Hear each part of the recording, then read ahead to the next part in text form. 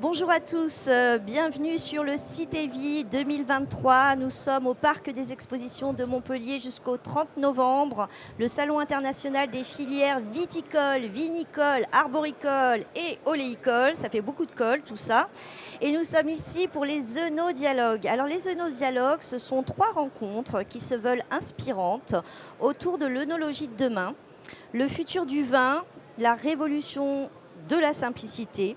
C'est ce qu'on va essayer de voir aujourd'hui avec Éric Lecoeuvre, qui est directeur de Gemstab, Jean-Louis Escudier, qui est donc ex-chercheur INRAE, ex-expert OIV et co-auteur du livre de l'œnologie à la viticulture aux éditions Quae.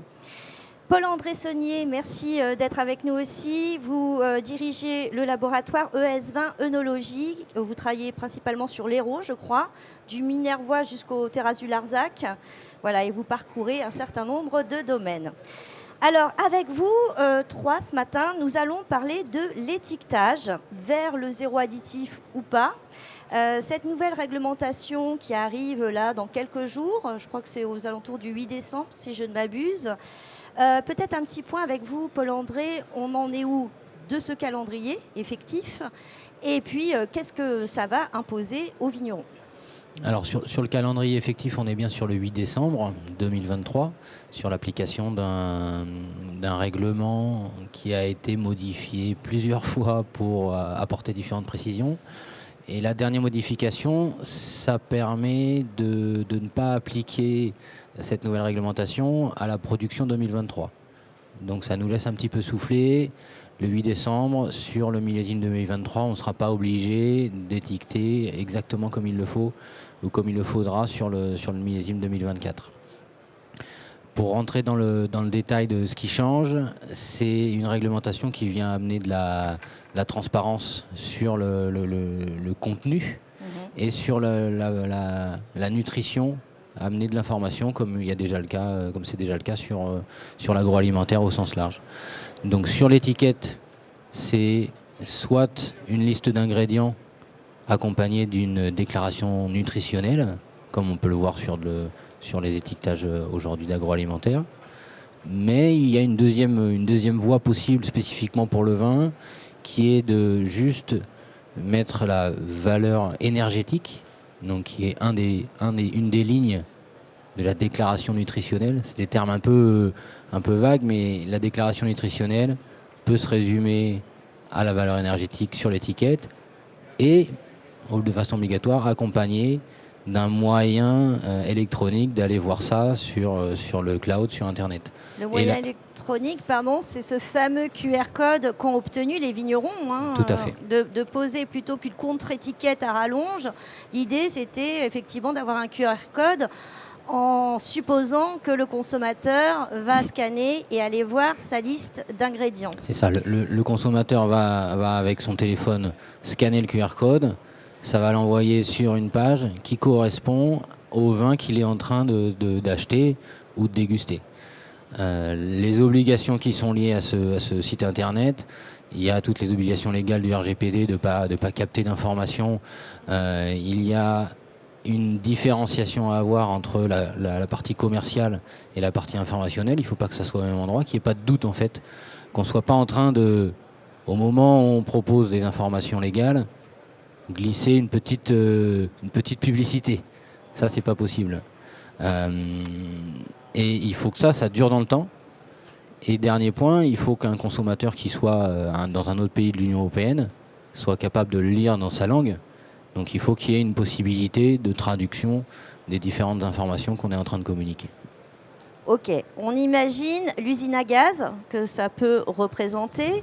Qu'est-ce qu'on va trouver exactement donc comme liste d'ingrédients, d'additifs, d'auxiliaires, et puis peut-être nous redéfinir un petit peu ce qu'est un additif et ce qu'est un auxiliaire. Éric ? Je peux poser une question ? Bien sûr. Donc en fait, on n'est que sur un étiquetage digital ?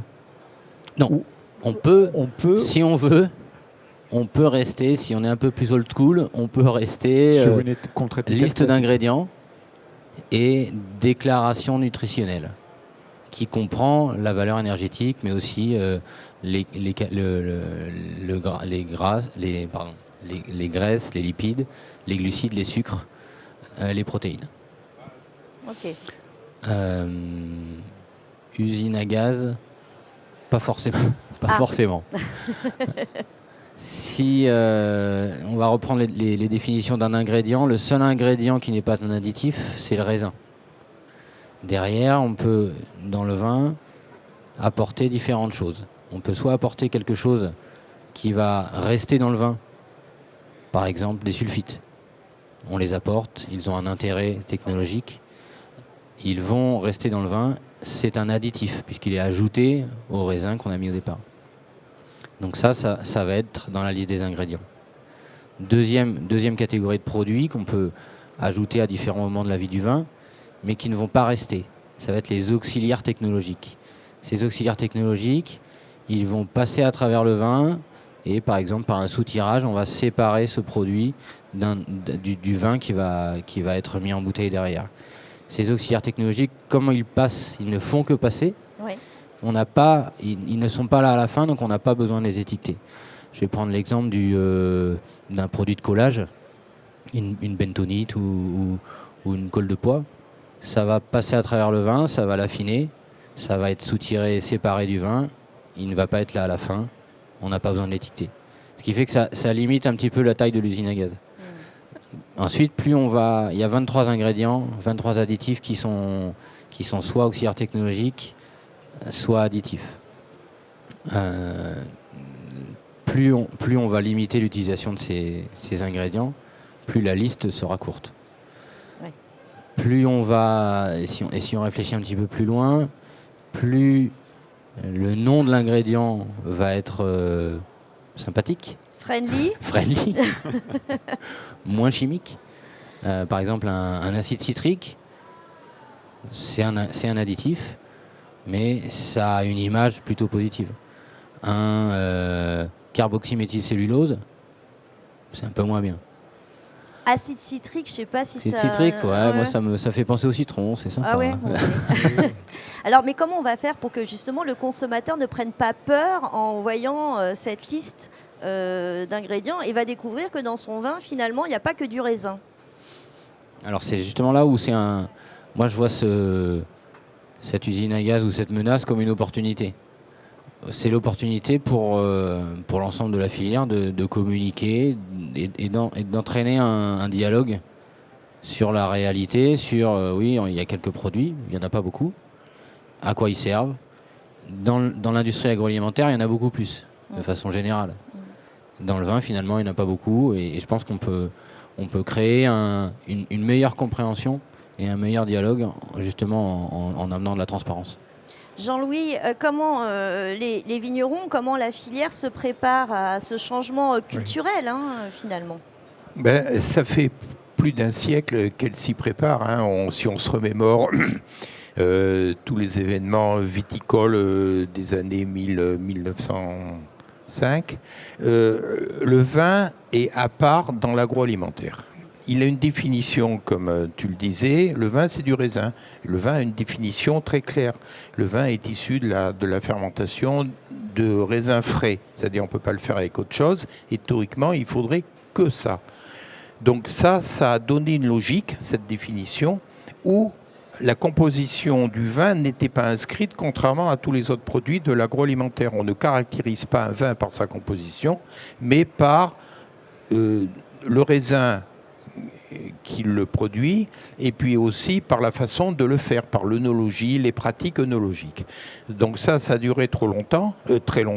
Et puis il y a eu des crises où il y a eu un peu des exagérations, des fraudes. Donc la réglementation, elle est là pour deux choses, pour empêcher les dérives et les fraudes, et pour aussi adapter le produit au millésime, parce que le raisin, sa qualité va dépendre des millésimes. Et puis, donc, il y avait un consensus que tous les produits fermentés étaient à part.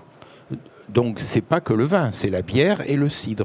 Donc, il y avait une exemption d'étiquetage, encore pour quelques jours,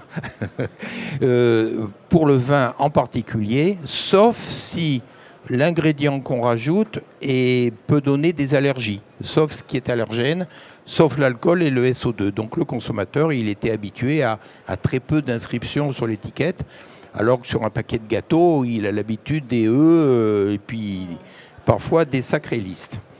Et puis, à force de discussion, alors cette réglementation a évolué à peu près tous les 25 ans en fonction des contextes économiques.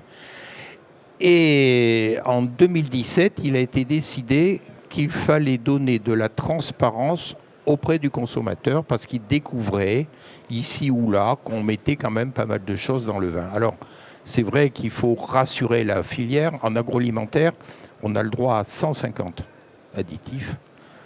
Dans le vin, il y en a beaucoup moins, il y en a qu'une bonne vingtaine. Et certains, d'ailleurs, sont très basiques. Aéré, l'argon, l'azote, on peut le considérer aussi comme un ingrédient.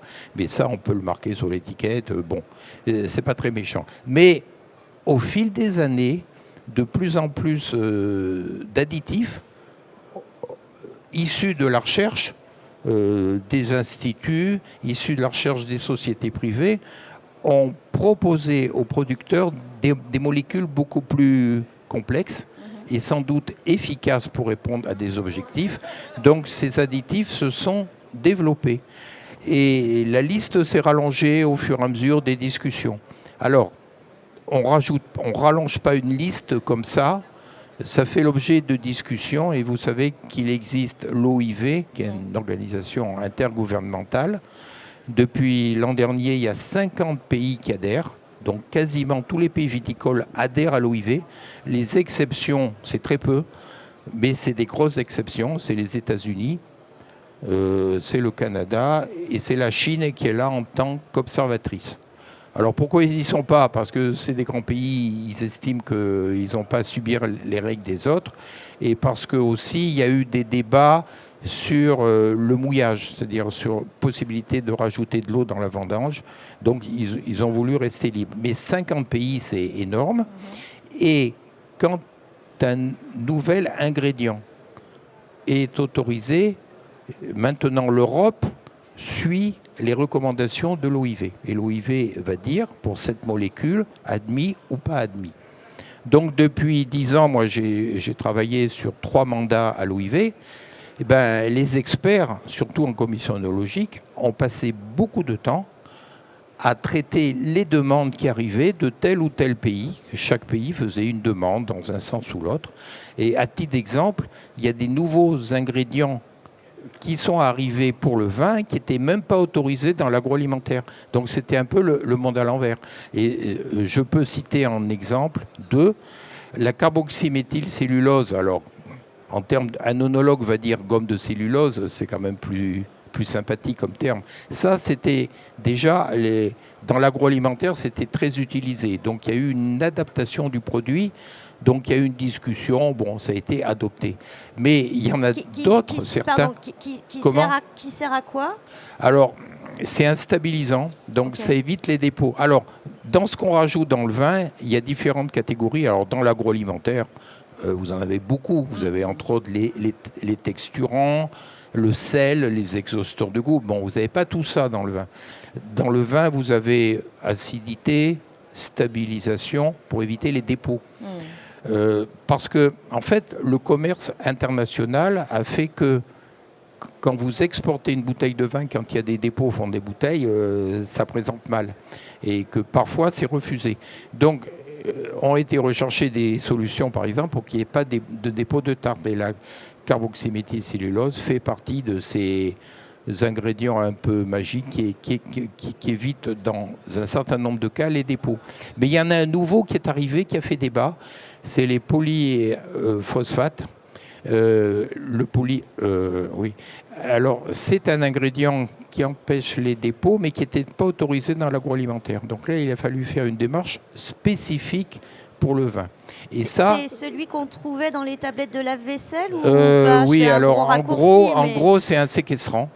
C'est un séquestrant. Alors, dans les tablettes de lave-vaisselle, c'est la forme sodique. Dans le vin, c'est la forme potassique. Mais à l'origine, c'est la même chose. Et ça a commencé à faire débat. Et puis, il s'est dit que le consommateur, il ne sait pas tout ça. Et puis, quand on met un nouvel ingrédient, conséquences santé, problèmes d'allergie, c'est difficile à dire tout de suite. Donc il faut du recul. Et puis il peut y avoir qu'une personne sur 10 000 qui fait une allergie, comment on traite le sujet. Donc il y a eu un débat et en 2017, il a été demandé que même les produits alcoolisés donnaient l'information aux consommateurs. Alors partant de là, ça a donné un sacré boulot à l'OIV, c'est qu'il a fallu séparer ce qu'on rajoute et qui reste dans le vin, donc ce que le consommateur va boire, ou ce qu'on rajoute, comme tu disais, et qui s'en va. Ça s'appelle un auxiliaire de technologie. Alors, des auxiliaires de technologie, il y en avait des hyper classiques, le collage au blanc d'œuf. Ça, c'est un exemple, mais vous ne consommez pas de l'œuf, mais il peut y avoir des résidus, des risques d'allergie, voilà. Donc, il a été décidé que les auxiliaires de technologie, il n'y avait pas besoin d'étiquetage. Et c'est les plus nombreux, malgré tout, mais comme il en reste quasiment pas, mais je n'ai pas dit 0, 0, 0. Et les additifs, il y en a une vingtaine.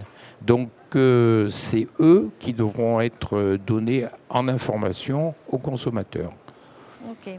Donc ça, c'était un débat et ça a pris plusieurs années parce que tel pays disait oui, tel pays disait non. Je donne un exemple. La DMDC, c'est un stabilisant microbiologique. Il se décompose, donc il ne reste rien. Mais quand il se décompose, il y a un petit peu de méthanol. Et le méthanol, ça reste, mais c'est le résidu. Alors, a été décidé un peu de normer tout ça et de limiter la quantité de DMDC.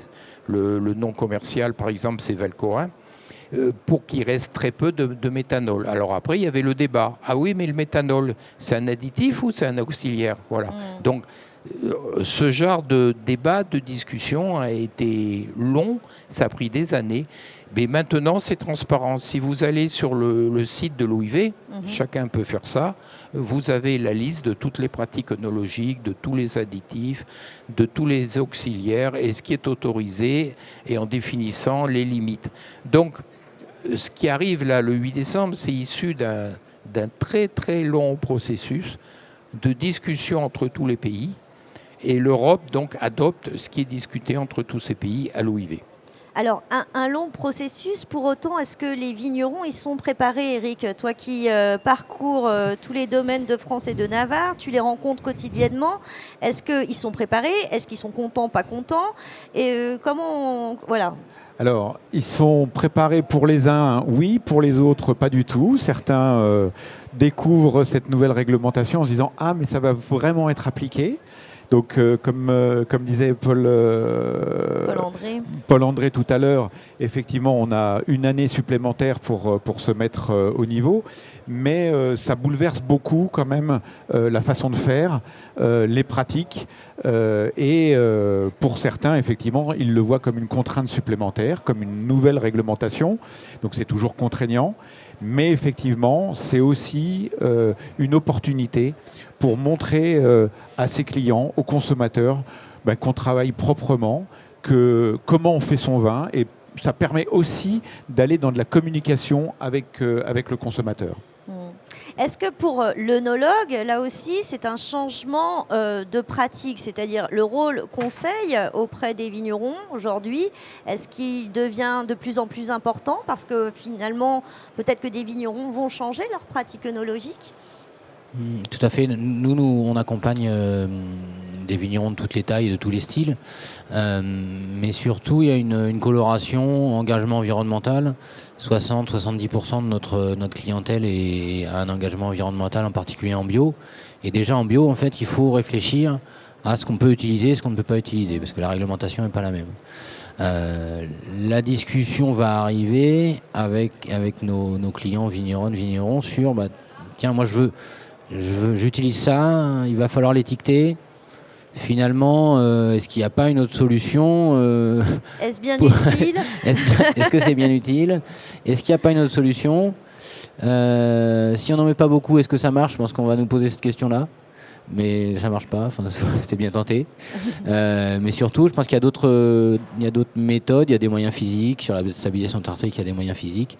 Et on peut changer le sujet. Et de toute façon, ce qu'on disait tout à l'heure, c'est des moyens de conservation, grosso modo.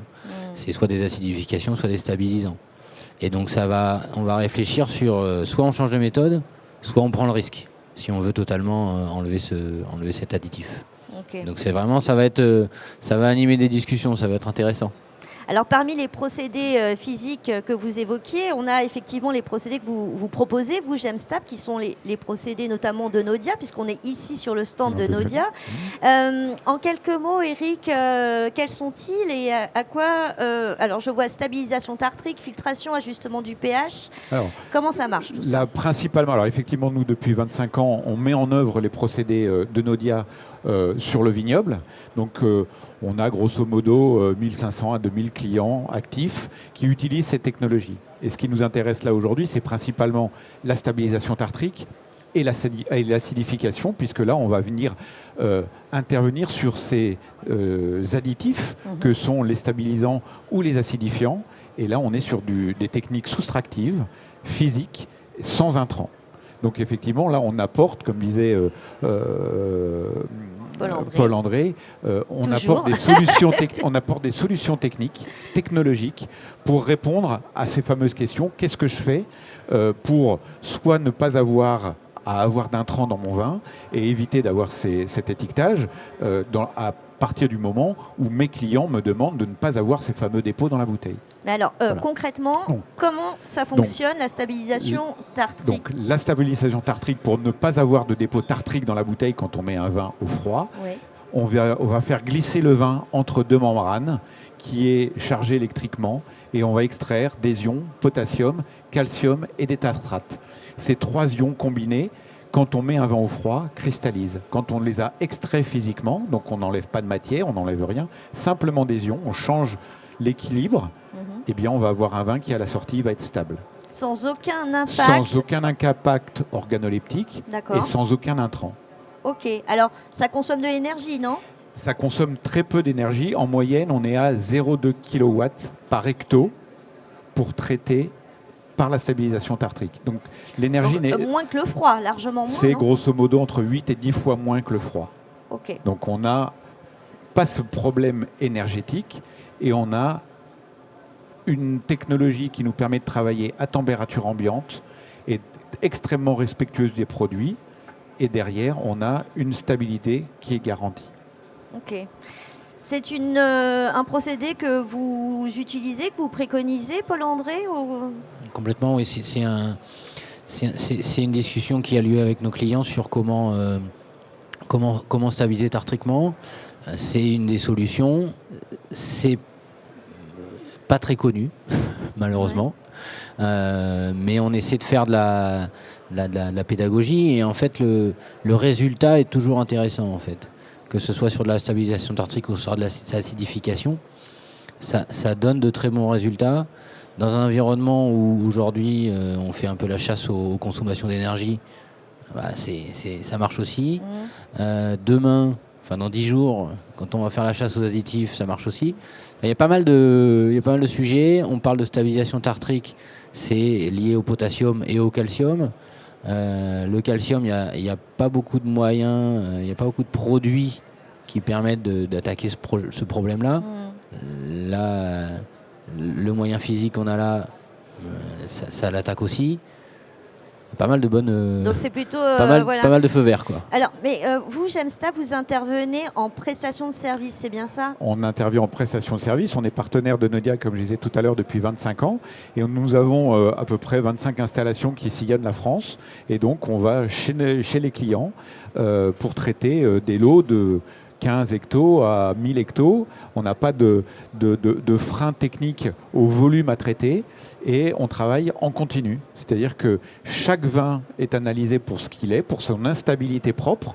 On va faire une analyse préalable et ensuite on va venir intervenir cuve par cuve en continu et donc on va travailler au débit de la machine. Alors on peut avoir des machines plus ou moins importantes en débit, mais on n'a pas besoin de bloquer une cuve pendant plusieurs jours comme ça peut être pour le froid. On travaille en continu et quand on arrive chez un client, on va traiter des blancs, des rosés, des rouges et dans la journée, on va pouvoir éventuellement préparer des vins à la mise en bouteille de la semaine qui suit. Ok. Voilà.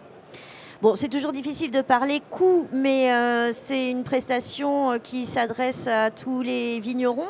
Alors, oui, c'est une prestation qui s'adresse à tous les vignerons, quelle que soit leur taille, quels que soient les types de produits. On peut donner une échelle de valeur, c'est toujours difficile. Alors, en termes de prestations, qu'on fasse un traitement par le froid ou un traitement électrodialyse, grosso modo, on est dans les mêmes prix, mais l'ordre de grandeur qu'il faut avoir en tête, une technologie comme les nôtres, c'est à peu près 3 à 4 centimes par bouteille.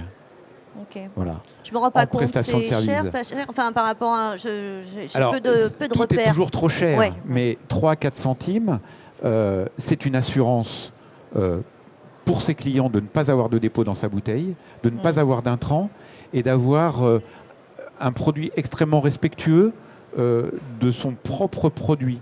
Voilà, donc Pas de c'est perte de vin. zéro perte de vin et aucun changement organoleptique. Ok. Le seul impact qu'on a, mais comme pour tout traitement physique, quand on enlève du potassium, c'est une petite baisse du pH. Donc on a un effet acidifiant, c'est pas ce qu'on recherche, mais c'est la suite normale et logique quand on enlève du potassium dans un produit. D'accord. Ok. Mais c'est comme votre assurance de voiture. Une assurance de voiture, c'est toujours trop cher. Mais quand on a une assurance, on se prémunit des accidents. Bah là, c'est la même chose. Alors effectivement, il y a des gens qui ne font rien sur leur vin, qui peuvent avoir des cristaux dans la bouteille. Si c'est un frein à la commercialisation, bah voilà, on met ça au regard. Ouais. Voilà. Et puis vendre son vin aujourd'hui, c'est pas une mince affaire. Alors il y a quand même un hic dans tout ça, c'est que ce qui semble être une solution miraculeuse n'est pas autorisé en bio. C'est bien ça, Jean-Louis? Oui, c'est pas autorisé en bio, mais avant de répondre précisément à cette question, je voudrais revenir sur toutes les étapes réglementaires. L'électrodialyse, enfin les membranes, ça a été comme pour les additifs, comme pour les auxiliaires au niveau de l'OIV, donc des 50 pays. Il a fallu aussi que ça soit autorisé. Et ça a pris des années, mais ça a commencé un peu avant les années 2000. Et moi, je me rappelle, en tant que chercheur INRA, il a fallu faire, parce que c'était vraiment nouveau, quoi. Le procédé n'existait absolument pas sur le vin, faire la démonstration, faire des expérimentations dans les différents pays d'Europe. Il a fallu aller au Portugal, en Espagne, en Italie, et chaque labo partenaire, des labos publics partenaires, là-bas, faisait les bilans analytiques. Et puis on a fait un gros dossier européen pour l'accréditation, parce qu'on ne vous autorise pas comme ça une nouvelle machine sur le vin du jour au lendemain. Donc c'est des processus aussi très longs, et la finalité, c'est la qualité du vin. Effectivement, il ne faut pas affecter du tout la qualité du vin. Par exemple, ce qui m'avait marqué, c'est qu'on nous avait demandé au niveau d'un pays, par exemple, les acides aminés. Est-ce que vous allez enlever les acides aminés du vin? Et bien du coup, on a fait tous les dosages d'acides aminés avant, après traitement, puis on a vu que les acides aminés n'étaient pas extraits, parce que sur cette technologie, le vin ne traverse pas la membrane, contrairement à, par exemple, à la filtration, où c'est tout le vin qui traverse la membrane. Là, le vin ne traverse pas. Oui, et il ce coule, qui en fait, c'est ça, hein, le Oui, long de la membrane. et glisse encore, sur la membrane, et à petite vitesse, centimètres seconde, et sans pression, contrairement aux autres technologies. Donc on a un traitement doux qui ne dissout pas d'oxygène, mais surtout, il a fallu montrer qu'on ne perdait pas d'arôme, on ne perd pas d'alcool, et on ne perd pas les acides aminés, et puis on regardait un peu tous les composés. Et les seuls qui sont extraits, c'est ceux où on a la main par le procédé, donc c'est ceux qui font le dépôt, potassium, calcium. Donc à l'issue de tout ça, au niveau européen, l'OIV a admis le traitement, et puis ensuite il a fallu, donc c'est ça, c'était pour les vins, puis ensuite il a fallu voir pour les vins d'appellation d'origine contrôlée. Et un gros travail a été fait dans les différentes appellations contrôlées, ça a pris 3 ans, et c'est qu'à l'issue de tout ça, de ce gros dossier, que le procédé a été autorisé sur les vins, toutes catégories, sauf les vins biologiques. Et là, je raccroche à votre question, parce que en bio, il y a d'autres considérations plus militantes, plus peut-être idéologiques, plus éthiques, et que les machines, ça fait peur. Ça fait peur. Une machine, ça fait peur. Dans l'agroalimentaire, c'est accepté sans problème.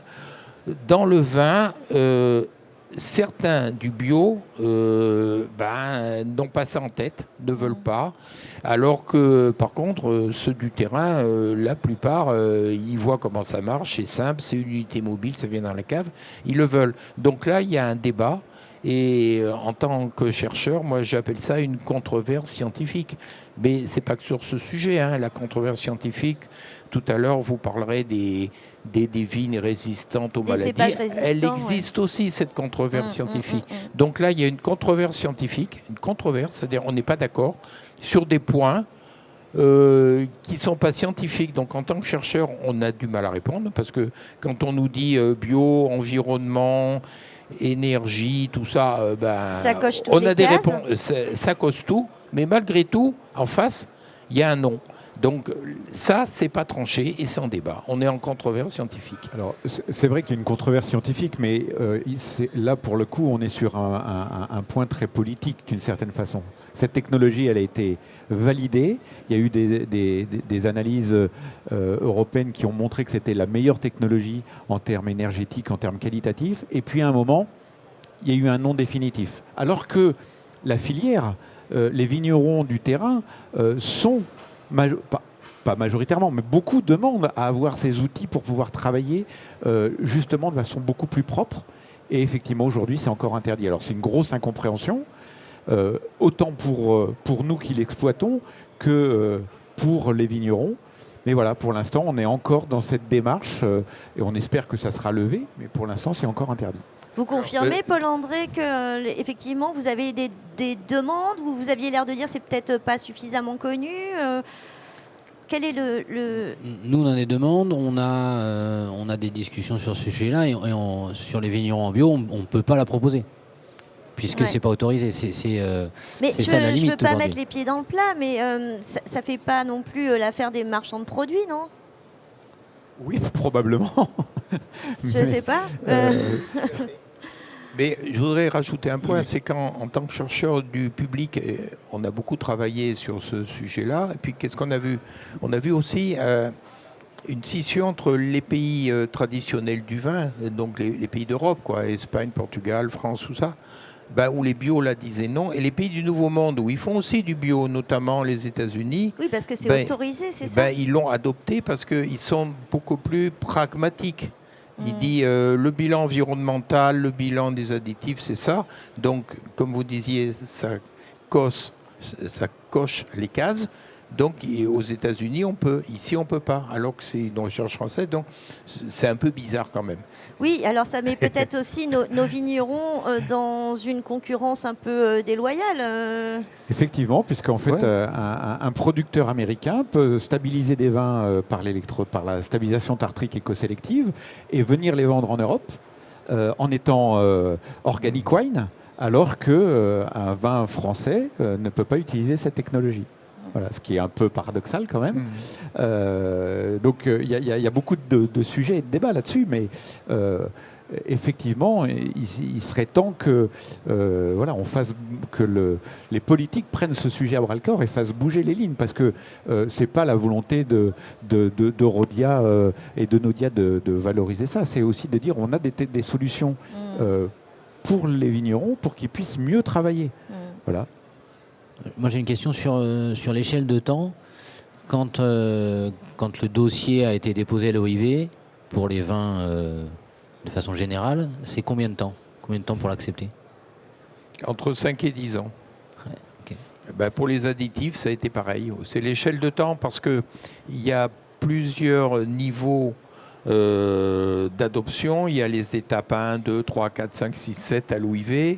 À chaque fois, il faut l'accord de tous les pays. Si un pays n'est pas d'accord, l'année suivante, on parle de ce point de désaccord et ça reste au même niveau.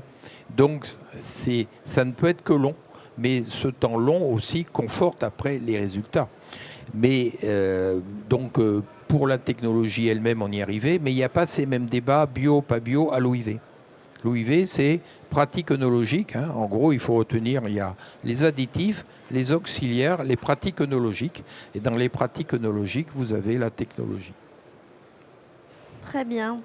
On peut garder espoir qu'un jour tout cela change et que l'ensemble des vignerons puissent éventuellement passer un petit coup de fil à Gemstab, y compris quand on est en bio, pour Bien sûr qu'il faut venir, garder espoir, on a bon espoir que ça bouge. stabiliser, ces vins. Mais il n'y a pas que la France qui bouge, hein. Les Espagnols bougent, les Italiens bougent, et donc en fait c'est une demande européenne. Voilà. Donc oui, ça bougera évidemment, ça demande du temps. Mais on ne voit pas pourquoi des technologies qui sont respectueuses des produits et qui apportent des solutions seraient encore interdites, même pour les bio. Très bien. Eh bien, vous vouliez rajouter quelque chose, Paul-André? On a fait le tour un peu de cette grande question de l'étiquetage, donc qui arrive là 8 décembre, mais soufflez, vous avez encore 1 an pour vous préparer. Il faudra néanmoins faire ça sur tous les millésimes, toutes les cuvées. Enfin, ok, c'est pas une usine à gaz, mais presque. Bon courage, chers vignerons. Je crois que les fédérations proposent des outils maintenant, des plateformes pour générer des QR codes, etc. Donc peut-être se rapprocher de vos fédérations, vignerons indépendants si vous êtes vignerons indépendants, les CAFCOP, et puis petits vignerons, faites appel à vos œnologues conseils qui sauront vous accompagner du mieux possible. Merci à vous 3. Je vous souhaite un excellent salon. Merci Merci beaucoup. À bientôt. Merci, à bientôt.